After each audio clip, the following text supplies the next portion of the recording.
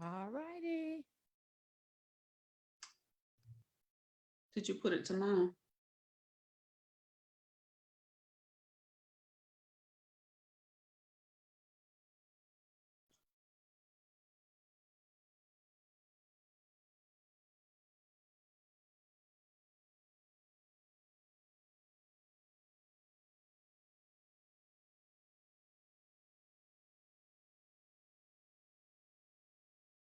We are excited to have you with us today, and I am sharing it to your page as well.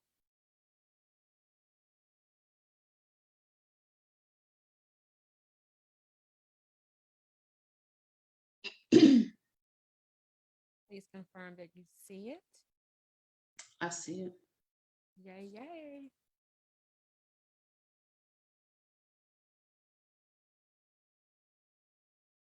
Yay, yay.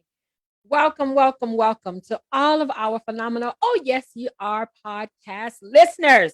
I am super excited to be coming to you today on Sunday, July the 25th. And if you listen to a podcast that we did a couple of weeks ago, we had a special guest, Mercedes L. Miller, and we tapped into the power of your mind when you are in a difficult season in your life.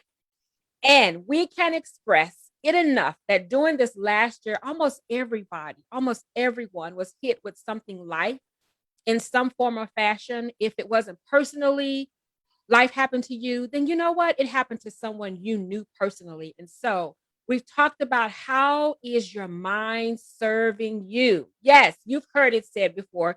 Release from your mind that which is no longer serving you well. So today, I'm so excited to be introducing to you all and starting a series of conversations about our power within, how we see ourselves, how we feed ourselves, what we say about ourselves, and in turn, it yields certain behaviors. And guess what? Those behaviors can be good or bad. Everything we do, say, what started with a thought. So today, I am having a conversation with my girlfriend, Mercedes L. Miller. And one of the questions that we receive from people, how do you get past life happening? So, you know what? Life is happening. You're not sure what's going on in your life. You don't have to stay lost. You can live again. You can dream again. Guess what? Death has happened. You don't have to stay lost. You can live again. You can dream again. Maybe divorce has happened. You don't have to stay lost. You can live again. You can dream again. Illness may have happened. You again don't have to stay lost. You can live again and you can dream again. Your heart may even be broken. You can live again, dream again. You don't have to be lost. So, Mercedes, let's talk about this. Yes. Let's talk about life happening for one. How do you process that? Let's talk about how we process that in our minds and how do we get to a place where it's okay? Yeah, so one of the biggest things is to first and foremost acknowledge it, right? So often what happens is that we get steeped in what we have always done. And that is when we're experiencing something detrimental, when we're going through a tumultuous situation, we will retreat inside, right? And when you retreat inside, that means what you're feeling and dealing with is being suppressed. So you're not addressing it or dealing with it yourself. And it also means you don't have the ability to get the help of other people. So, first and foremost, realize that when life happens, you don't have to be Superwoman. You don't have to be Wonder Woman. And if by chance you decide that is what you want, always remember that the super friends are available, Right. right? And when the super friends come together, that's when we can make sure that we are using all the powers necessary to come up and out of it. So first and foremost, make sure you don't retreat within your own heart or within your own mind, because when we don't deal directly with the stuff that's happening, then it causes us to go into both isolation and depression, which makes dealing with it and coming up out of it even harder and even worse. Okay, so you Yeah. just said something that was so profound that I was thinking about when you say retreat within. One of the first things we do is we start to cut off people around us. We start to not attending things that we used to attend. We start to being very quiet and just kind of secluded. And people need to understand that that's not even the best thing to do. I mean, even in church, it's amazing how it even bleeds over in church. When I was growing up, the older mothers, you could always hear them say, you could tell when someone has sinned because they maybe used to be on the second row or the first row or just up closer in church. And then as you start seeing people digress further and further back in the church, it's like that guilt. It's like whatever's they're dealing with, they can't deal with it. They don't want anybody to know they're dealing with it. And so before you know it, you're backsliding and you're just keep going back and back until all of a sudden one Sunday you no longer see the person at church. And so you then begin to say, oh my God, then you find out after the fact, right? Right. And then you begin to say, oh my God, they were coming to church. Why didn't they just say something? Why didn't they just, mention something? And so when we talk about that isolation, one of the things that I found in working with women is the sister circle.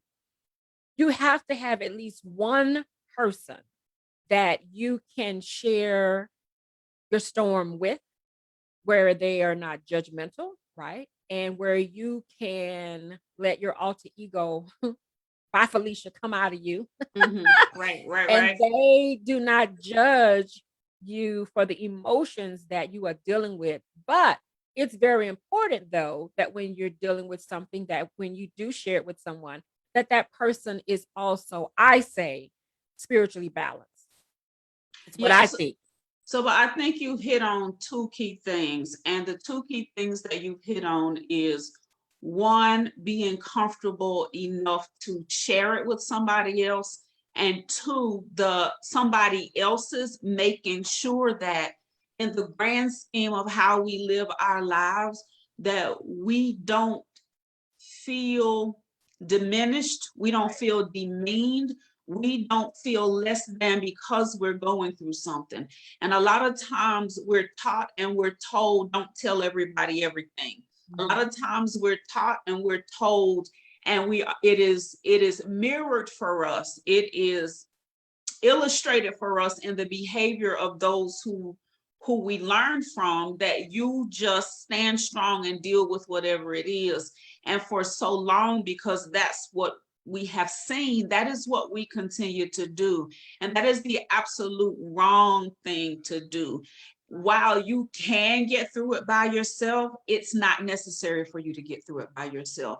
While you can get to the next phase and climb up out of it, it's not necessary for you to. We know that God will give us strength. We know he will see us through. We know he will deliver and perform the miraculous. But the truth is, if we just want to talk about the church and the word says one can put Right. 1,000 to flight, two can put 10,000 to flight. The word says where two or three are gathered together. The word said there are so many situations where it says for us to come together. And that's not just to shout, run around the church, roll up under the pew. That is also creating a space and a place for those who are going through to have some refuge.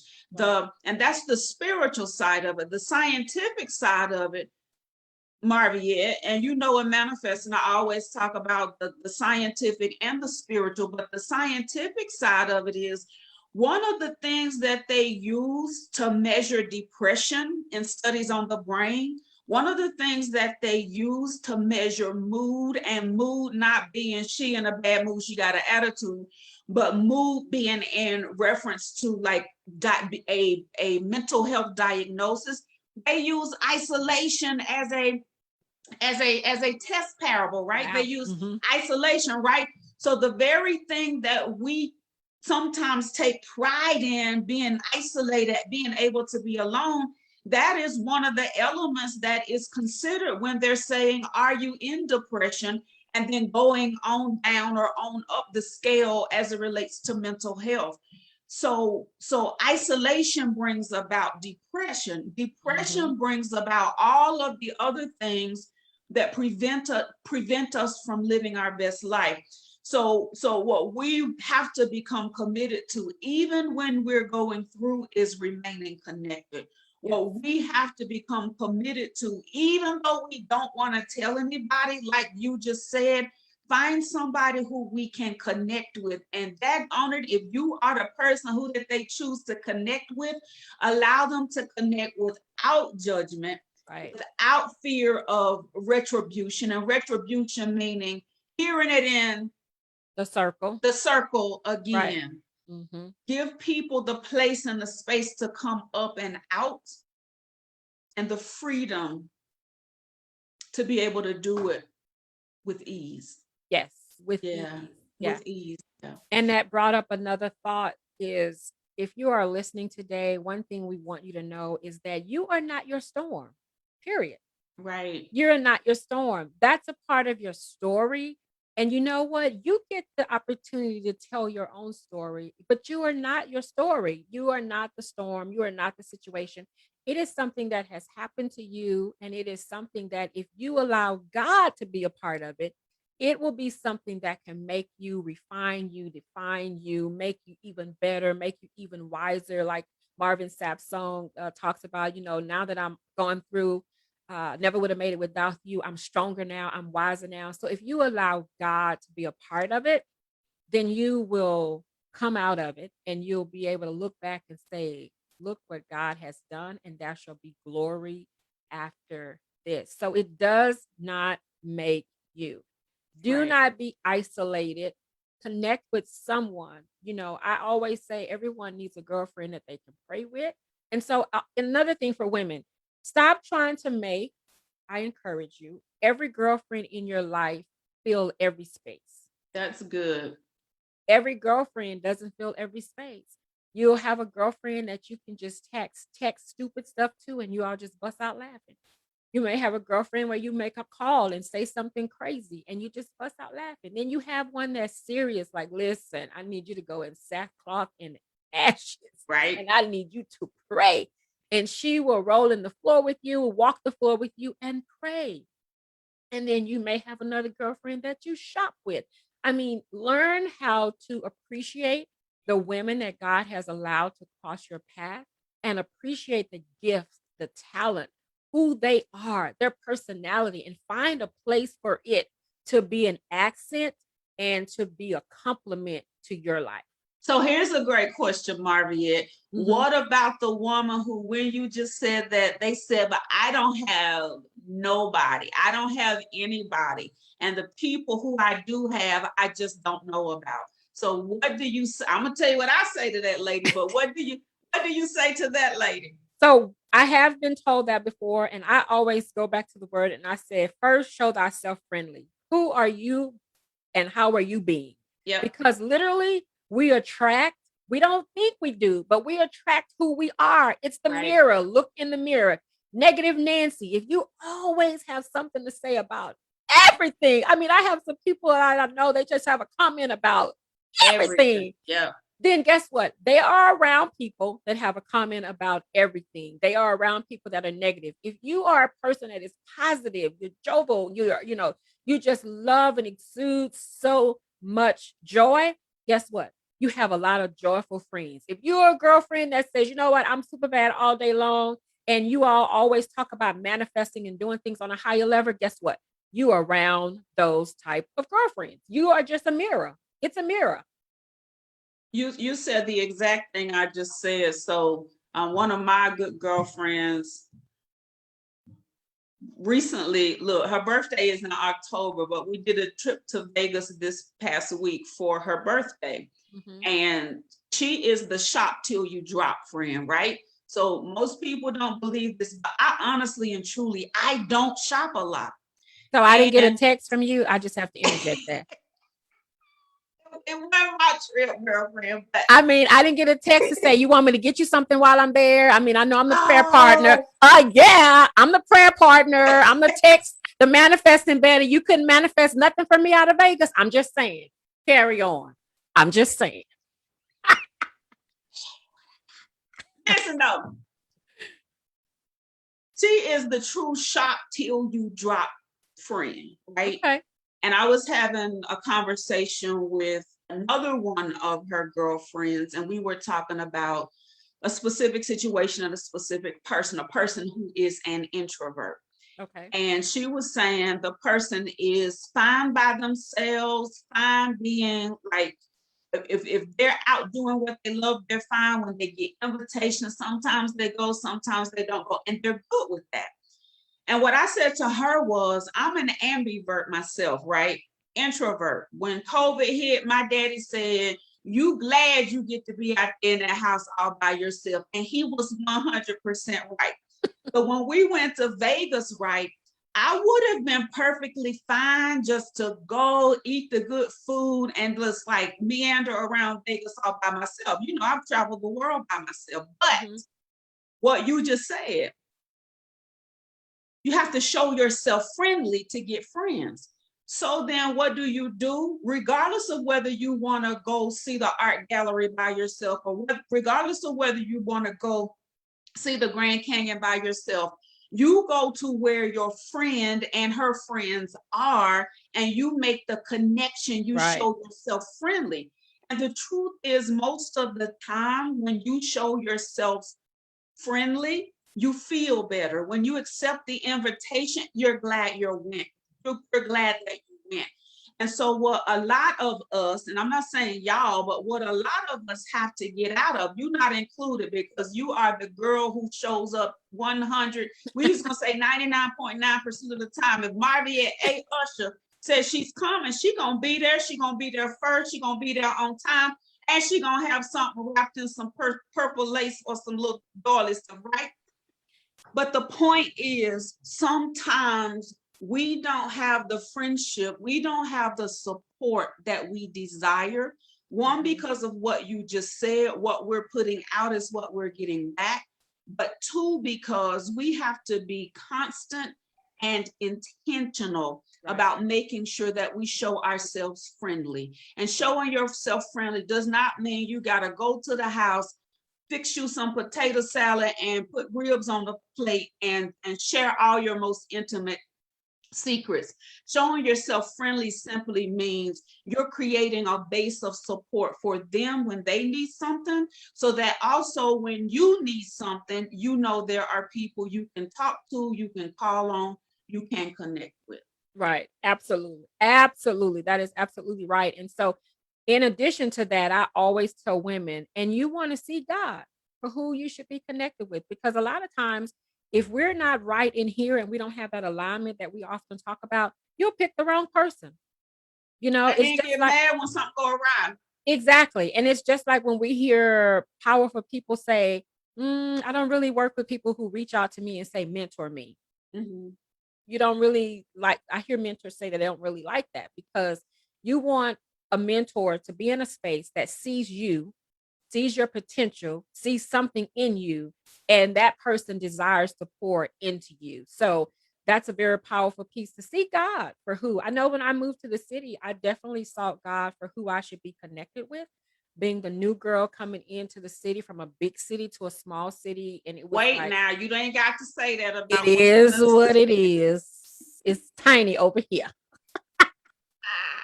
It's tiny. It's okay because I'm here. I'm here with you all. All right, I'm here. But when I got here, that was one of my main prayers, and it is my prayer to this day. As much networking as I do, I still say, God, you connect me with who you would have for me to be connected to because I'm very clear on where I'm going, what I desire to do, and what he has placed in my spirit to do. And so who you tag along with is very important. It is. It's very important. And so when we talk about live again, dream again, all is not lost. It is a season. Life happening is a season. Everything has an expiration date on it. God has already said that he has given us an expected end. So walk through your season, get through your journey, connect with who you need to connect with, do your personal work. So a lot of times people can't show themselves friendly too because they have not uprooted a lot of life situations that has happened to them way, long before now. And it has left a bleeding effect into who they are as adults. And, we joke about it. Mean little girls turn out to be mean women. This is true. I This mean, is it just true. is what it is. If was a mean little girl, more than likely you are a mean woman. And so, Unless you do what you said, and that's do the work. And when you said do the work, you reminded me, I heard Noel Jones preaching one time here in little old Winston-Salem. And listen, he said, the more you pray, mhm, the better your prayer life, the more consistent your prayer life, the true. less you need a miracle, right? Yes, yes, that is Right? so true. Isn't that the Yes, truth? that is And so and true. and so then if we directly relate that to doing the personal work, the thought work, affirmations, declarations, praying and reading the scripture, doing mindset work, the work that drives your thoughts, your conversations and behavior, the more you do the personal work, the easier it is when life happens, the better equipped you are to deal with those adverse situations. And honestly and truly, the quicker you come up out of it and are Right. repositioned to be propelled even higher. So I agree with you 100%. Doing the work of the work is so vitally important. Exactly. It is absolutely important.